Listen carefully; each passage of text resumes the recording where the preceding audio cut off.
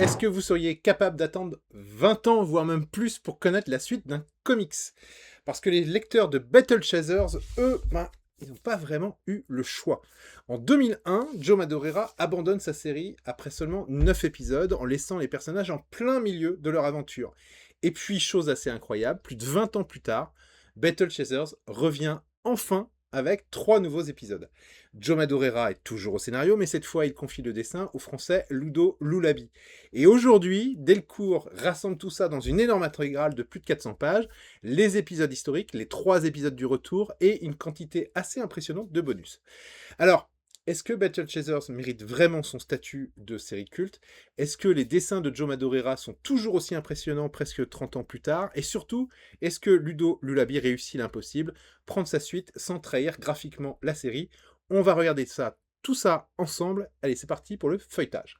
Bon, alors déjà, une première chose, c'est un beau bébé. Hein. Ça, comme vous pouvez le voir, il n'y a pas de problème. On est presque sur un mini omnibus. Bon, à 432 pages, on n'en est pas loin. Il y a certains éditeurs qui s'embarrassent pas de parler d'omnibus pour des bouquins moins épais. Donc bravo Delcourt, bel objet. En plus, c'est vendu à un prix qui est tout à fait correct, 45,50 €. Comme vous allez le voir, hein, c'est un super papier. La présentation est nickel. C'est le format de qualité habituel de chez Delcourt. Donc rien à dire à ce niveau-là. Bon. On est donc sur une intégrale de plus de 400 pages, c'est la collection de Contrebande qui reprend grosso modo tout ce qui a été publié sur la série jusqu'à présent. Et je précise bien jusqu'à présent parce que nous allons voir que le mot intégral peut être légèrement trompeur dans le cas de Battle Chasers. Bon, mais revenons d'abord à la fin des années 90. À cette époque, Joe Madureira, c'est une véritable superstar. Il vient notamment de marquer les lecteurs avec son passage sur Uncanny X-Men. Son dessin tranche énormément avec tout ce que proposent beaucoup d'autres artistes américains. Madureira y mélange l'énergie du manga, les codes du comic book américain et une influence très visible du jeu vidéo. Et quand on regarde ses premières pages aujourd'hui, ce qu'on va faire tout de suite, tiens, j'avais pas fait attention à ce cadre blanc. Quand on regarde ces premières pages aujourd'hui, je trouve que cette identité saute immédiatement aux yeux, malgré les 30 ans qui nous séparent de cette édition. Regardez les proportions des personnages, ces armes gigantesques, les monstres, les costumes, tout est exagéré et pourtant tout fonctionne. Les silhouettes sont extrêmement reconnaissables et Madureira possède surtout cette capacité à donner du mouvement à absolument tout. Même lorsqu'un personnage est simplement debout, on a presque l'impression qu'il va bondir en dehors de la case. C'est vraiment une bande dessinée qui repose sur l'énergie qu'elle dégage, sur l'énergie du dessin. Bon, l'histoire, elle, nous plonge dans un univers de fantasy qui mélange magie et technologie. Au centre de l'aventure, nous avons Gully, donc, qui est cette petite fille, qu'on aperçoit un peu plus ici, hein, on l'a vu courir ici, voilà, Gully, qui cherche son père disparu, un certain Aramus. Et celui-ci lui a laissé une paire de gants magiques extrêmement puissants. Vous avez aussi Knolan, alors je vais peut-être en fait tout simplement reprendre la couverture, ça sera plus simple pour vous les présenter. Alors vous avez Knolan, qui est le vieux magicien, Calibretto, alors non, je vais pas pouvoir, Calibretto qui est une espèce d'énorme golem de pierre, et un golem de guerre qui possède paradoxalement un caractère plutôt pacifique. Et puis vous avez Garrison, alors je vais devoir, on l'aperçoit ici, un Garrison qui est un épéiste légendaire, qui vit retiré du monde après un drame personnel. Et puis évidemment, il y a Red Monica, mercenaire, voleuse, aventurière et personnage qui semble avoir été spécialement conçu pour devenir instantanément une icône dans les années 90. C'est peut-être cependant graphiquement, comme vous pouvez le voir, un des problèmes de cet album. 20 ans après, c'est que ça passe un petit peu moins bien cette espèce d'hypersexualisation du personnage, d'autant plus que le, le, le, le personnage n'est pas plus creusé que ça, quoi. C'est un peu dommage, c'est-à-dire de nous mettre une pin-up tout sein dehors, c'est chouette, ok, ça passait dans les années 90. Auprès des ados, ça passe toujours, j'imagine, mais bon, faut bien le dire, le personnage n'est pas tellement fouillé, et c'est peut-être un des gros défauts de cet album, ça reste ce personnage qui est presque problématique à mon sens maintenant aujourd'hui. Bon, cependant, ce qui fonctionne très bien, c'est justement le contraste entre tous ces personnages, On se retrouve presque avec un groupe de jeux de rôle, quoi. Il y a le guerrier, le mage, il y a le personnage massif, il y a la voleuse, et au milieu de tout ça, une petite fille avec des gants capables de transformer n'importe quelle créature en purée. Sur le papier, donc la série utilise énormément d'archétypes de fantasy, et c'est clairement pas un scénario qui va révolutionner le genre. En revanche, Joe Madureira prend ces ingrédients extrêmement classiques et les pousse virtuellement à fond. Comme je dis de temps en temps, il pousse les potards à fond. Les premiers épisodes installent assez rapidement Gully, ses pouvoirs et la disparition de son père. Et puis l'univers commence à s'élargir avec des assassinats de personnalités importantes et des intrigues politiques. Mais là encore, ce qui impressionne surtout, ce sont les dessins, quoi. Les architectures sont énormes, les personnages sont énormes, les monstres sont énormes, les armes sont énormes, oui j'insiste sur le terme énorme, tout dans Battle Chasers semble répondre à une seule philosophie, pourquoi faire petit quand on peut faire gigantesque? Et c'est probablement pour cela que la série a autant marqué son époque. Aujourd'hui, ce mélange de manga comics nous paraît beaucoup plus courant, on va dire. À la fin des années 90, en revanche, ce style possédait une fraîcheur assez incroyable. Vous parlez à quelqu'un qui l'a lu dans les années 90 et qui a attendu 20 ans le 10e épisode. À partir de l'épisode 4, on va retrouver notamment le personnage de Monica, inutile de vous le présenter, dans une histoire d'évasion particulièrement spectaculaire. Elle est engagée en fait pour faire sortir un pirate de l'une des prisons les mieux protégées du monde, une prison qui s'appelle Prison Ciel. Et évidemment, rien ne se passe comme prévu et plusieurs criminels particulièrement dangereux parviennent à s'échapper. C'est là que Battle Chasers commence vraiment à embrasser son côté série d'aventure. On voyage, on rencontre des monstres, des mercenaires, des créatures mécaniques, et Madureira semble toujours prendre son pied à inventer constamment de nouvelles choses à dessiner. Bon, parfois, on pourrait presque reprocher au scénario de n'être qu'un prétexte permettant d'arriver à la prochaine grosse scène ou bien de permettre à Joe Madureira de dessiner des personnages dans des poses iconiques. Mais quand les grosses scènes sont dessinées de cette façon-là, désolé, on lui pardonne assez facilement, je trouve. Bon, progressivement, l'intrigue autour de Garrison va prendre davantage de place et c'est probablement l'un des personnages les plus intéressants de la série, en fait. Parce que sous ces airs de héros de fantasy ultra musclés avec une énorme épée badass, c'est finalement quelqu'un de profondément traumatisé. Euh, il vit avec la disparition de sa femme et refuse pendant longtemps de redevenir le guerrier qu'il était. Et évidemment, l'histoire va se charger de le faire sortir de sa retraite. Et là, on est on va dire, dans un poncif de la fantasy. À travers Garrison, on commence aussi à découvrir tout ce qui touche autour des paladins et de son passé. Et en parallèle, Gully va continuer à chercher des informations sur son père. Et plus elle avance, plus l'image qu'elle possède d'Aramus, donc son père, devient compliquée. C'est d'ailleurs une des bonnes idées de la série. La quête de Gully ne consiste pas simplement à retrouver son père. Elle consiste aussi progressivement à découvrir qui il pouvait bien être, réellement. Vous pouvez également profiter de ces pages pour regarder le travail sur ces monstres. Donc sur les monstres, pardon. On va avoir un personnage, je vais avancer un petit peu parce que, histoire d'être raccord avec les notes que j'ai prises, on a un personnage qui s'appelle l'Emprunteur. Il se trouve un petit peu plus loin. Ouais, j'étais pas loin. Allez, on se les feuillette tranquillou pour le plaisir des yeux jusqu'à arriver à ce personnage de l'Emprunteur. On a ce personnage de l'Emprunteur qui arrive dans l'épisode 7 ou 8, je ne sais plus. Ouais, d'ailleurs que ça s'assombrit un petit peu. Vous remarquerez, c'est dommage, je fais une petite pause dans mon explication, que Delcourt n'a pas mis de couverture qui sépare les épisodes, donc on a du mal à voir où sont les césures des épisodes.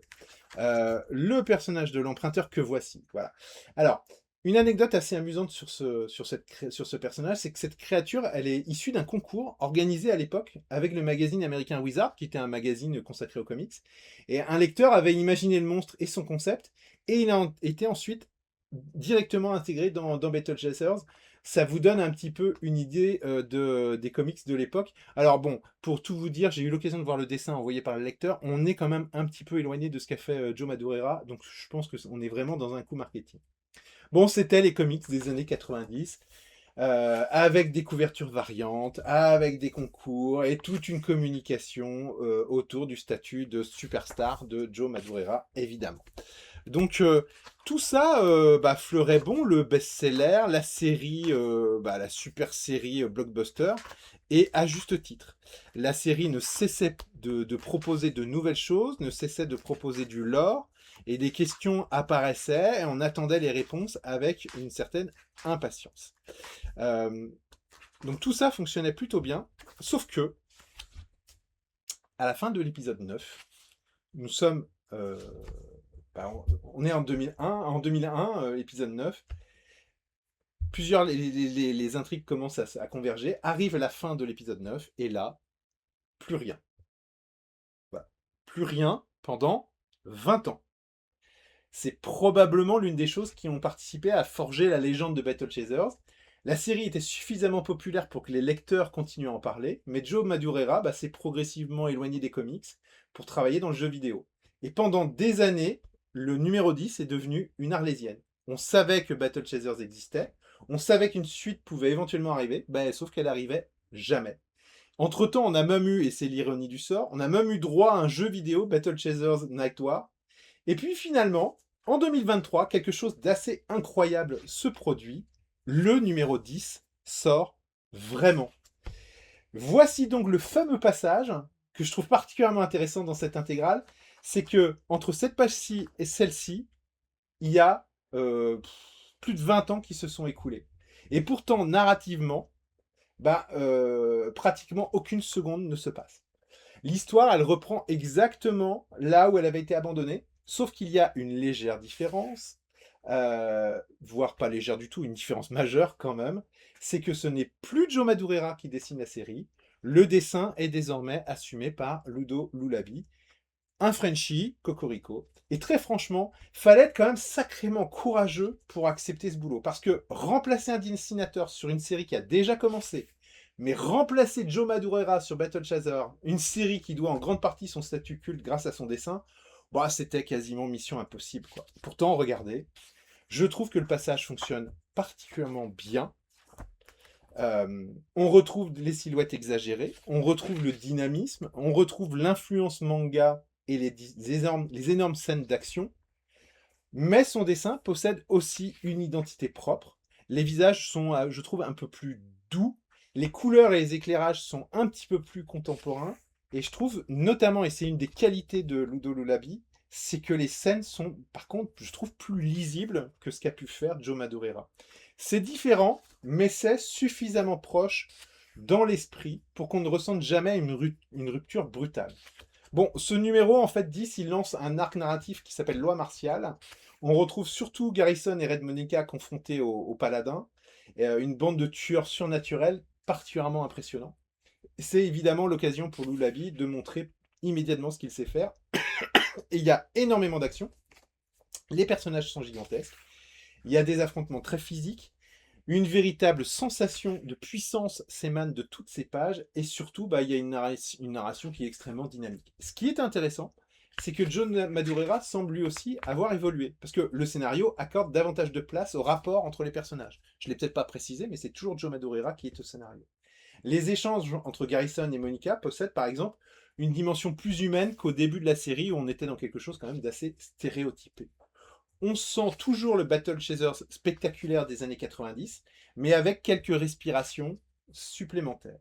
L'épisode 11, lui, pousse encore davantage cet aspect spectaculaire. Garrison doit puiser dans le pouvoir de son épée maudite, tandis que Red Monica, elle, affronte ses propres problèmes. Il y a toujours Ludo Lulabi qui peut vraiment se lâcher. Il y a des doubles pages et des grandes pages absolument magnifiques. Et on retrouve cette manière très manga de décomposer les événements, d'insister sur un mouvement et de consacrer énormément d'espace à un seul coup. Il faut néanmoins reconnaître une certaine faiblesse. Le scénario avance lentement. Certains lecteurs avaient d'ailleurs fait cette remarque lors de la publication américaine. Mais on peut passer beaucoup de pages sur un affrontement qui, raconté différemment, euh, aurait occupé beaucoup moins de place. Mais dans une intégrale comme celle-ci, ça ne me gêne pas trop. Parce qu'on ne doit pas attendre un mois entre deux épisodes, on peut binge-watcher entre guillemets le spectacle. Et puis, faut quand même pas l'oublier, le plaisir, il vient surtout de l'aspect spectaculaire de la série. Alors j'essaye de voir. Voilà, parce que c'est gênant le fait de ne pas avoir le chapitrage par numéro. Vous voyez hein, ce que je vous disais, donc le côté très spectaculaire. Je trouve même que l'ancrage permet de coller avec ce que faisait Joe Madureira. Donc c'est, je trouve, particulièrement réussi. Et puis numéro 12, bah, le répartit l'action sur plusieurs fronts. On va retrouver notamment Garrison face au paladin. Mais il y a Gully aussi qui doit également répondre de l'utilisation de ces fameux gants. Et elle se retrouve confrontée à un personnage directement lié à sa famille. Plusieurs éléments sont lancés. Plusieurs éléments qui avaient été lancés auparavant trouvent ici une réponse. Et graphiquement, bah, Ludo Lullaby continue à régaler et à assurer totalement. Il y a une vraie continuité entre les 3 épisodes. Quand on pense qu'il fallait reprendre des personnages aussi intimement liés à Joe Madureira, après plus de 20 ans d'interruption, le résultat est franchement impressionnant. Mais, il y a un problème. Euh, parce que on le voit pas forcément à la fin. Si, attendez, hop, il y a un problème. Vous voyez, sur la toute dernière case, regardez bien la fin. Vous voyez le petit détail là? Le point d'interrogation? Oui, parce que après avoir attendu 20 ans pour les épisodes 10, 11, 12, Battle Chasers n'est toujours pas terminé. Il y a plusieurs intrigues qui avancent énormément, et cet ensemble constitue bien un arc, mais il reste des questions. Il reste des réponses des questions dont on attend les réponses. Et de nouvelles portes ont été ouvertes. Donc si vous achetez cette intégrale en imaginant disposer d'une histoire complète avec un énorme point final, c'est pas tout à fait ça. Bon, heureusement, Delcourt s'est pas contenté d'empiler 12 épisodes et de rajouter, de mettre dans ces 12 épisodes 3 inédits, parce qu'il y a quand même pas mal de matériel supplémentaire. Donc, on retrouve notamment le prélude et puis une histoire imaginée à l'époque dans Frank Frazetta Fantasy Illustrated. Mais ce qui m'intéressait surtout, c'était tous les bonus graphiques. Alors, on va les feuilleter rapidement. Parmi les bonus, vous allez avoir notamment aussi cette histoire de Red Monica dessinée par... Ah, j'ai oublié son nom. J'ai oublié son nom. Ah, bah vous me le mettrez en commentaire. Ah, et en plus, j'aime bien ce dessinateur qui, lui, reprend vraiment, pour le coup, les codes du manga. Bon, avec... un côté, on insiste sur la poitrine de Red Monica, c'est beaucoup trop, mais bon, voilà. On a aussi des illustrations, des recherches et plusieurs documents autour de la création de la série. Donc ça, c'est quand même vachement bien, je trouve. On retrouve aussi, et je ne l'ai pas dit, les premières versions du numéro 10 dessinées par John Madureira lui-même.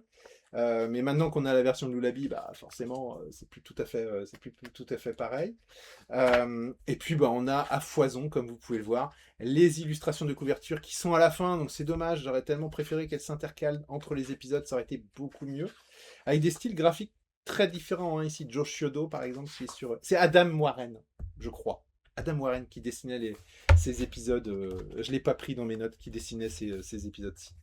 Vous voyez, en termes de bonus, c'est quand même assez complet, on a quand même pas mal de dessins, et ça rend vachement bien. Bon, bah, Joe Madureira, alors, évidemment, Ludo Lullaby il participe aussi à la fête. Puis on a tout un tas de dessinateurs, hein, avec Chris Bacalo qui dessine Red Monica, Scotty Young, évidemment. Voilà, on a pas mal de monde invité à participer à la fête. Ça garnit quand même beaucoup cet album. Il n'empêche que, bon, voilà, c'est un peu dommage que ça vient gâcher un peu le plaisir, je trouve. Le fait que l'histoire ne soit pas terminée, surtout quand on achète un album à 45 balles intitulé L'intégrale, on s'attend quand même à ce que y ait tout. C'est-à-dire qu'il y ait la fin de l'histoire, quoi. C'est-à-dire qu'on ait les réponses aux questions qu'on attend depuis 20 ans. Et là, c'est pas le cas. Là, c'est la partie graphique. Vous voyez, cahier graphique avec les esquisses des personnages. C'est quand même super beau, quoi. Enfin, voilà, on en a pour son argent quand même, hein. De là à dire que je suis totalement déçu, c'est pas vrai. Je suis pas totalement déçu. C'est juste que je suis frustré de ne pas avoir la fin. Vous avez aimé Ludo Lullaby, et ben vous aimerez Ghost Pepper, parce que Ghost Pepper, bah, c'est aussi une création de Ludo Lullaby, c'est chez Delcourt aussi, et ça a déjà été feuilleté sur Top Comics, donc foncez sur la vidéo où je vous feuillette tout ça et je vous explique tout le bien que j'en pense. Je ne l'ai pas précisé, mais nous avons aussi un marque-page, voilà, qui se trouve ici, qui vient renforcer l'aspect luxueux de cet album. Voilà, on a terminé le feuilletage. Voilà, c'est terminé pour cette intégrale Battle Chasers. Alors évidemment, j'aurais adoré terminer ces 432 pages en vous disant « cette fois, c'est terminé ». Sauf que bah, malheureusement, c'est toujours pas le cas. Mais malgré cette frustration, je trouve que cette intégrale permet surtout de mesurer à quel point Battle Chasers reste toujours une série graphiquement à part. Les épisodes de Joe Madureira n'ont rien perdu de leur énergie. Bon, et puis surtout, Ludo Lullaby réussit un passage de relais qui paraissait presque impossible sur le papier. Maintenant, j'ai une question pour vous. Est-ce que vous connaissiez déjà Battle Chasers à l'époque de sa première publication, ou bien est-ce que vous la découvrez complètement avec cette intégrale? Et surtout, est-ce que vous trouvez que Lullaby est un digne successeur de Joe Madureira? Dites-moi tout ça dans les commentaires, je suis vraiment curieux de connaître votre avis. Et si vous aimez les comics, les découvertes, les critiques, les gros feuilletages comme celui-ci, n'hésitez pas à vous abonner à la chaîne, on en a d'autres en réserve. Et ça aide énormément à faire connaître nos vidéos. Nous, on se retrouve très bientôt pour parler comics à nouveau. Salut à tous!